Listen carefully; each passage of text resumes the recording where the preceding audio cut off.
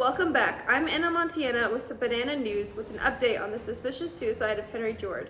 Henry Jord was previously found dead on his kitchen floor by police from what was thought to be a suicide after his coworkers reported him missing from work. Police report that a gun and suicide note was found on the scene, presenting the story of a suicide. However, upon further investigation, details pertaining to the evidence revealed that this went much deeper than previously perceived. Expert forensic scientist Dr. Sletros Edgehog reports on the many different clues that led to finding out that the suspicious suicide was actually a murder. Dr. Sletros Edgehog, what would you say led to you and your team suspecting this once thought to be suicide to be something else? Certainly the blood splatter patterns were the first set of clues that indicated something suspicious was going on. When a person is shot, the laceration form will cause a blood splatter pattern similar to that of the direction of the projectile.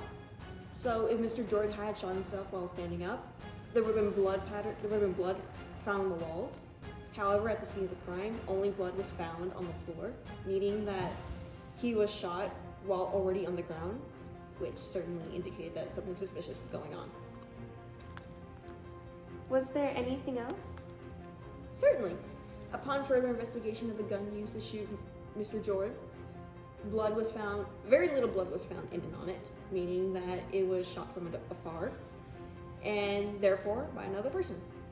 Finally, when paired with the footprint at the scene of the crime, speculation was made that the suicide was certainly suspicious. What other pieces of evidence led to you and your team confirming your suspicion? The autopsy report concluded that Mr. Jord was poisoned by the plant in the valley, as it was found in his stomach contents, meaning that his death was caused by another person. Upon investigation of Mr. Jord's workplace, Richard was the prime suspect. He was a competing coworker who wanted the same position as Henry. Investigation of his vehicle and his premises showed the harvesting and collection of the plant Lily of the Valley, as seen with tea packets containing the substance. DNA evidence of Mr. Jord was found in his vehicle as well as on his premises. And finally, he had a similar shoe size to that of the footprint found in Mr. Jord's home.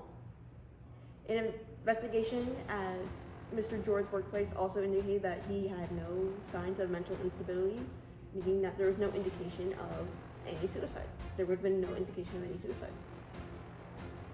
What was the fatal method that was used to end the life of Mr. Jord? Originally, the body was suspected to have died as a result of a gunshot wound. However, the autopsy reported that he had died from Lily of the Valley poisoning, as it was found in his stomach contents. This is what led police to fully believe that Mr. Jord was not a suicide, but in fact a murder. What do you suspect was the reason for this murder-suicide? Framing a murder as a suicide is a common method to cover a murder and throw off any suspicion. However, there was lots of evidence left behind that pointed against this. Do you have any closing thoughts? Richard Lixon was certainly a sloppy murderer, failing to cover his tracks properly, which made solving this case of jealousy a lot easier. This just in, police have released some new information regarding the case, particularly about evidence used to solve the crime. Police released photo evidence of the case will be shown on your screen now. Scenes of the crime have been released, showing the scene that Robert set up. Blurred for your viewing, as you can see, Henry was placed on his kitchen floor with a handheld gun, the weapon used to shoot him, next to him. Blood can be seen splattered only on the kitchen cabinets behind him. On the counter, you can see the forged suicide note behind Henry. At the surface, the scene looks to be a suicide. However, the smart forensic scientists proved otherwise. Next, there is the police sketch of the scene, which shows the entire scene, including where police labeled each bit of evidence, such as the distance between key objects in the crime scene. This in turn helped officers and scientists analyze the scene to ultimately reach the conclusion of which the suspicious suicide was a murder. A piece of evidence used by police and was deemed suspicious was the forged suicide note. Shown on your screen now, this was the alleged suicide note that was first thought to be written by Henry before his passing. However, forensic scientists and handwriting experts proved that this note was actually forged by Richard Lixon and not written by Henry at all. An example used to compare the styles of handwriting was a sticky note written by Henry days before his passing regarding a reminder of a doctor's appointment. As you can see, the writing style is completely different, showing officers and scientists that not all was what it seemed. The next piece of evidence that convinced police and scientists that this scene was actually a murder scene was a dirty footprint found in Henry's dining room. It was a size 12 men's. However, Henry only had a size 10 men's, and ultimately the footprint didn't match any of Henry's shoes. It also proved that someone else was in Henry's house the day he died. This next photo shows a map of the city, showcasing where and how Richard's car traveled in order to fulfill the crime. He done so, however, through placing Henry in the trunk of his car, taking his body from Richard's house to Henry's house, where he then placed Henry's body inside. After Richard was arrested this afternoon, police investigated his home to find a large garden filled with fruits, vegetables, and toxic plants, more specifically lily of the valley. This beautiful flower looks harmless. However, when the leaves are ingested, it can cause vomiting and diarrhea, and if not treated, can be fatal. Police agree that plants grown from Richard's garden were used to kill Henry Ford. This last photo is the mugshot of Richard Lixon, the perpetrator of Henry Jord's death, taken at the police station this afternoon. After Richard was arrested by police in his home, he was charged for the murder of Henry Jord. Richard Lixon is a 28-year-old man who was once the employee of Walmart and co-worker to Henry Jord. They were both in line for promotion to a managerial position. However, only Henry received it.